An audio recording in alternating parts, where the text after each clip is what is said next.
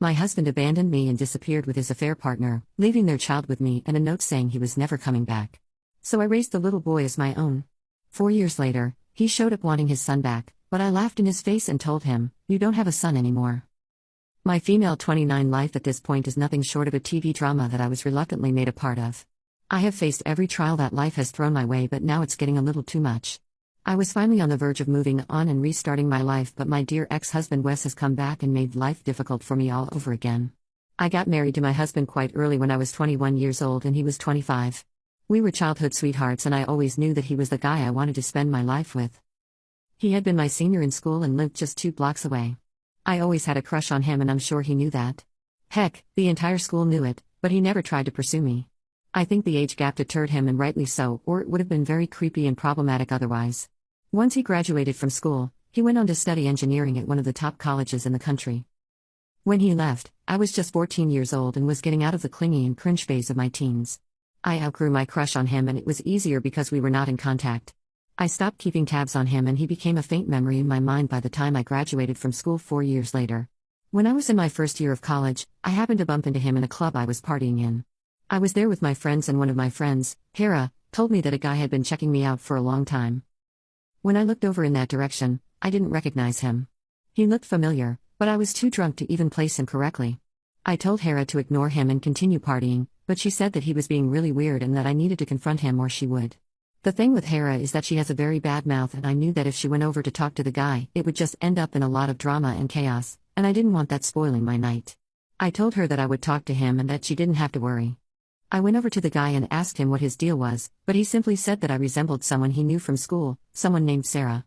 We got to talking and I then realized that he was the same guy I had a huge crush on in school. By that point in time, I was completely over him and could actually joke about it and make fun of myself. He asked for my number, but initially I thought nothing of it. Gradually, however, it became evident that he was trying to pursue me. And God, it felt so validating.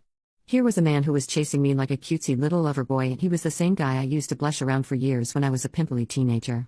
Honestly, the minute I saw him, I developed a crush on him again, but I let him pursue me for a while. I was loving the chase and I was not going to let him off easy. He had graduated from college by then and was doing quite well for himself. Soon as we became friends, I realized that I could go to him for emotional support. I could talk to him and feel better. It felt like a true companionship. We got close pretty soon and it was like having a crush on my best friend. 6 months after our chance meeting, he asked me out and that was when my belief in our togetherness was reaffirmed. I had thought that I would end up with him ever since I was 12 years old, but let's be real, that was just a kid's wishful thinking. I had let go of that fantasy as I grew up, especially after he left for college. But when he asked me out, I knew that we were endgame and nothing could ever keep us apart. I wish somebody had told me that I was about to make the biggest mistake of my life and that this man would be the reason for so much mental agony and tears that words could not describe. 2 years later, we got married. Maya was still in college when we were married, but that wasn't an issue because we were madly in love, sure about each other, and he was doing really well for himself. So we were sorted on the financial front until I finished my degree. It was an intimate ceremony with only close family and I thought that was the best day of my life. It turns out it was actually my biggest mistake. I completed my education, picked up a job and both our incomes combined allowed us to afford and enjoy a good lifestyle from a young age. We were very happy, at least that's what I thought. I tried my best to be a good wife and friend to him, and I had no complaints from him either. Of course, we did have our ups and downs like any couple and it was not always rosy, but we knew where our priorities lay. Right after graduation, we started trying for a baby. Wes had always wanted a large family and I knew we could afford it, so I was on board too. Ideally, I would have preferred if we took some time to ourselves, but he really wanted it, so I went along with it. We weren't getting any younger anyway, and I know that it's not always easy trying to conceive. I had hoped it would be quick and joyful, but I never knew that I was in for some of the most heartbreaking months of my life. We tried a lot. Initially, we were not stressed. We were two young, healthy individuals and neither of us had any medical history. Ideally, it shouldn't have been a problem at all, but somehow we were unable to conceive. By about the 4th month of trying, I started getting a little stressed and disheartened. Even though it was mostly Wes's idea, I had grown to like the idea and was looking forward to expanding the family. By the 6-month mark, I knew something was wrong and I told Wes that we needed to go to the doctor, but he was still optimistic. He said that it just takes time for some people and unfortunately we were one of those. I did not have a good feeling about this, but I didn't say anything because I didn't want to dampen his spirits. Plus, I knew that what he had said held some truth to it. There could be multiple factors behind why we weren't able to conceive. We kept on trying, but we had no luck. After another 3 months, things got weird and tense at home. I was mad at Wes because he wasn't willing to go to a doctor for checkups and to see what was really wrong. He was mad at me because he felt I was stressing out a lot, both because of work and because of this personal struggle, which was then having a poor impact on our chances of conception. Both of us were not willing to listen to each other, and it was like we had reached a stalemate. Ultimately, I decided, or rather in hindsight, Wes manipulated me into quitting my job because he made enough for the both of us anyway so that I would be able to relax and just focus on the family. I was a fool for listening to him, but I did it nonetheless. I knew that this was the only way out of this rut. And to be honest, I was hoping that this little fury of his would be proved right and we would end up with the baby we had been trying so hard for. I quit my job. I did everything he asked me to, but it just did not work. I was getting frustrated and so was he, and, ultimately, both of us realized that we had no option other than going to a doctor and seeing what the issue was. We had to take multiple trips to the doctors and multiple tests. And at the end of it, we found out that I would never be able to conceive Wes's kids naturally. It was a devastating blow to both of us. I was perfectly healthy and fertile otherwise, but we were just not a good match, unfortunately. Think Monica and Chandler from Friends. But the only difference was that I had absolutely no support from my husband, let alone support in the way Chandler stood with Monica. It was a trying time for us as a couple and we took some distance from each other. He blamed me for being the one with the problem because he did not want to admit that it was something that no one could have anticipated. And that if it was in fact the problem, both of us were equal parties to it. He was too misogynistic and regressive in his thinking to see the issue as it actually was, and it just created a lot of bitterness and resentment between us. We went for months without talking to each other. We weren't even roommates at that point because I had shifted to another room. All this tension took a huge toll on my mental health. Wes, at least, had work to escape to. I had nothing to look forward to. No baby, no job, and now a husband who didn't talk to me or who thought I was the problem and the reason why he wouldn't get his dream family. He had shown me literally every red flag, waved it in front of my eyes, and I should have taken them for what they were and left him back then. But I thought we could get through this and that it was just a rough patch. Despite being the one who was hurt more, I ended up taking the first step towards reconciliation. It took us a lot of therapy and counseling to get back together in a solid and loving partnership. In our sessions with the counselor, a lot of unresolved feelings came to the surface from both our sides and a lot of harsh words were spoken. It wasn't just him who was being hurtful. I was mean and nasty as well. We were both just suffering, and instead of dealing with this together like partners, we were involved in a perpetual blame game and were just not willing to see the situation for what it actually was. Our therapist, however, was a godsend, and slowly but surely, things started looking better. I thought that the worst was finally over and that we could now start looking towards the future, but I just didn't realize how wrong I was.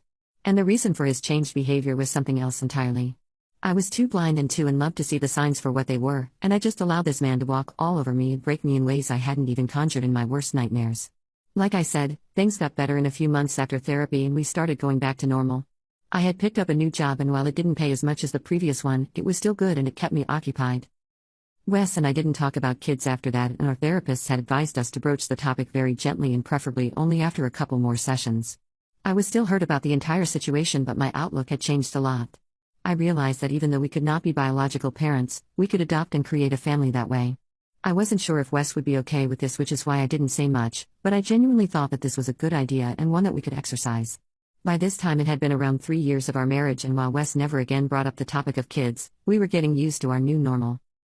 However, a year later I got the biggest blow of my life. COVID had just started, and in the initial stages we were all worried about what the disease was and we were just locked in at home. Both Wes and I were working from home, and at that point there was so much uncertainty that nobody knew when things would get normal again. And one day, Wes just vanished. I was working and he said that he was going to get some groceries.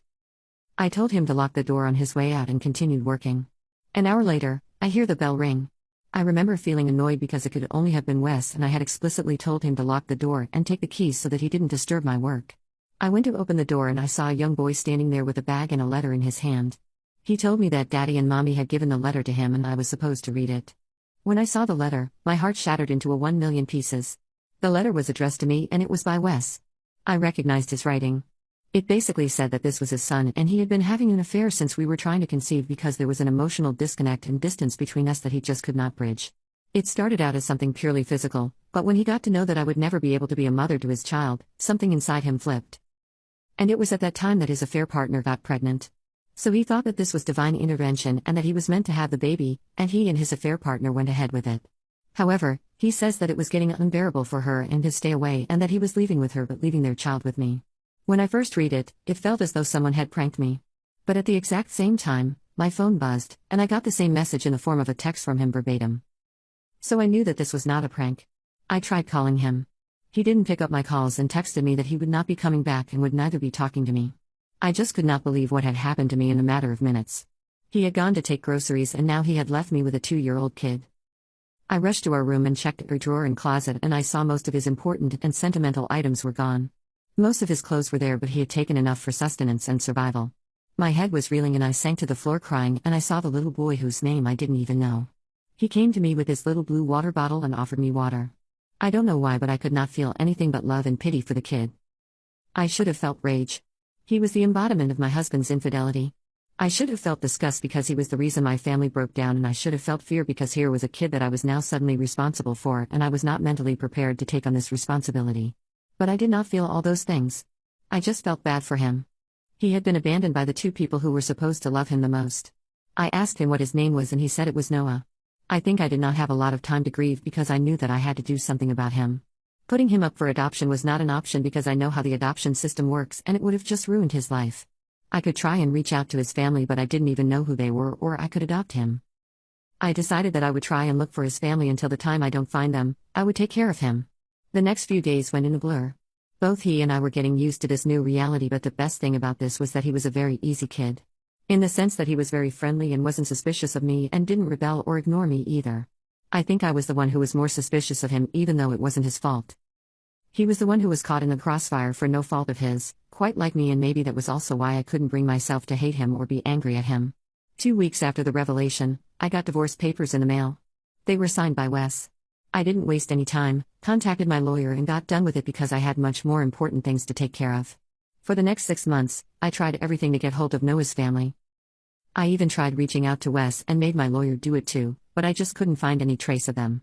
I tried asking around in Wes's office, but they had no idea whatsoever. And in all this time, I slowly but surely got attached to Noah. He became the light of my life. I had never felt happier than I did when I was with him. I just loved the little guy so much, and it felt as though he was really my son. He even called me Mama, and I didn't stop him. I was there for him when he had his nightmares. I taught him how to tie his shoelaces. I put up his drawings in my fridge. We were a little family, and it took me some time to realize that we were a family. When after 6 to 7 months, I could not get hold of any biological relatives of his, I decided to legally adopt him. I had thought that it would have been a problem, but thankfully my lawyer was great and the paperwork happened seamlessly. I had Wes's text and note with me, and I was honest about the entire situation. They said that since this was a case of abandonment of the child, the adoption would pass through easily, and it did. I became his mother officially, even though I think I had become his mother the first time I saw him. I knew I didn't have it in me to abandon the child and leave him to fend for himself. That was just not me, and since then it has been the 2 of us. He is 6 years old now and goes to school. He has made a few friends, which I was sure he would, especially since he's such a social and funny little guy. I have been doing pretty well for myself, so the finances are no issue at all. My parents are a little miffed with me for taking in my ex's affair child, but they don't say much because they know I'm really attached to Noah. Life was going well and I had adjusted to the new reality and was even enjoying it when everything came crashing down. Last week, I had a visitor. It was Wes. When I opened the door, I couldn't believe my eyes. I should have slammed the door in his face right then, but I was too startled to give a reaction. The only thing I'm thankful about is that Noah was in school at that point in time, or else it would have really gotten messy. Wes said that he wanted to talk to me and just push the door open and make himself welcome. It took me a solid minute to gather my thoughts, and I asked him to leave my house or I would press charges. He said I didn't need to overreact so much and that he was just here to see his son and take him back. I looked at him as if he was nuts. I told him that he did not have a son and that he had relinquished all rights to the kid when he and his mistress abandoned him on my doorstep. He asked me where Noah was, but I didn't say anything. I didn't want to give out any information to him, and I was feeling scared, to be honest. I didn't answer any questions at all because I didn't want him to know that I still had Noah and had legally adopted him. He said that he had given me his son to take care of, not to put into the system. That was when I realized that he thought I had probably handed over Noah to the authorities. I allowed him to think that way and didn't correct him because, honestly, why should I? The less he knows, the better it is for me. I told him that I had no idea what he was talking about and that if he ever tried to get in touch with me again, I would go ahead and press charges. He left without a fuss, but I know this is not over. And now I have to pick Noah up from school and I'm worried that he's going to follow me and find out. I'm too scared and I cannot lose my son. Update 1. This is a small update, guys. My hunch was right. He was waiting around the corner for me to leave so that he could follow me. I called up one of my colleagues from work and asked her if she could pick Noah up from school. Her daughter is in the same class as him. She said okay and asked me if there was something wrong, and I told her that I would give her the details later. I just don't want him following me around or finding out where Noah studies. I don't trust this man at all. She picked Noah up and he was with her for a while, and I'm going to go and pick him up from her place now. I can't see Wes's car, so I think he has left. I just hope he doesn't come back. But I know deep down that this isn't over. I just hope I can save my kid and myself from his entitled ass, because I cannot afford to lose Noah. He's everything to me. Update 2. I'm sorry for the delay in the update, but a lot has been happening, and I wasn't in the right state of mind. The day that Wes came home, I was genuinely very scared. I got Noah home at night and told him that he had to be very careful and not talk to any strangers at all. He got a little frightened, but we got through it. I also spoke to my lawyer and asked him if Wes had any legal standing with regard to Noah, and he said that Wes could legally not take him away from me. But if he was showing dangerous behavior, I could get a restraining order against him. I don't have much against him right now, so I have to wait this out. A week after that, on a Sunday to be exact, Wes came to our home again. I tried to keep him out with all my might, but he barged in and made his way through and started calling for Noah. God bless my sweet, smart child. He just did not come out of his room. Wes then broke down crying and said that he wanted to meet his son just once and that he would leave me alone. I told him that he was not his son anymore, and he had no choice but to leave me alone, because if he didn't leave the premises, I would call the police. That made him panic a little, and he begged me to just hear him out. He tried really hard to turn his infidelity and the subsequent karma that he got for it into a heart-wrenching sob story, but I was having none of it. I had no love for this man anymore, and nothing that he could say could make me feel sorry for him. He said that because of our fertility struggles, he started an affair with a woman, and when she got pregnant with his kid, he felt that it was something that was just meant to be. But because he loved me a lot, he could not leave me for her, despite knowing that I couldn't give him the family that he wanted. And then during COVID, when he left, it was because his affair partner was pregnant again. She said that she did not want 2 kids, and according to Wes, the best course of action was to have 1 kid with each woman that he loved. I looked at him in disbelief, because I had never heard of anything as idiotic as this before. I told him to eat shit and that I wasn't buying anything that he was saying, but he begged me to listen further. He had another son with that woman and married her too. But soon after, they met with an accident. It was his fault. He was driving drunk and he had his son with him, and the son met with a major accident because of his reckless behavior. Wes faced injuries too, and now he can never have children of his own again. The affair partner, then wife, was furious with him. Naturally so, and I don't blame her one bit for this, and she left him. The kid is fine now, but she has full custody of him, and he has no visitation rights, and he won't ever be able to change that because he was the one who endangered the life of the kid. So now all his dreams of having a big family have come crashing down, and the only way that he can have a child and experience true fatherhood, and by that he means biological fatherhood, is if I allow him in Noah's life. He thought that this little story of his would move me to tears, and I would go running to wipe his tears and be his shoulder to cry on. I told him to get lost because he got this upon himself. I told him that he needed psychological help because clearly he isn't cut out to be a father, and I said, God did a favor to humanity by making him infertile. I told him he had 2 existing children and he had failed both of them. One, he abandoned because he couldn't handle or manage 2 children, and the other one, he almost killed because he had no control or sense of responsibility. I told him that he did not give me Noah because he felt bad for me and because that was a bullshit explanation, and even he knew it. He abandoned Noah because the reality of raising 2 young children was giving him cold feet. I told him that both he and his now ex-wife sucked because they left a 2-year-old to fend for himself, and God had a special place reserved in hell for him. He was crying by the end and said that he deserved every single insult that I was hurling at him and that he would do anything to prove himself to me, but he just wanted another chance with his son. I told him that he was delusional if he thought I was going to let him come anywhere near me or my son again, and that the only suitable place for him at this point was a mental asylum. I had to literally shove him out of my house, but I am glad that he's gone. Right after he left, I went to check on Noah. He was scared, but I sat with him, and now he's feeling better. I have spoken to my lawyer, and he says that now I have enough testimony to get an actual restraining order against Wes, and that is what I will be doing. He's deranged, and I'm not going to endanger my family because a grown man can't deal with the consequences of his own actions. Hopefully, I will not have a reason to update anymore. Please pray for the safety of my family.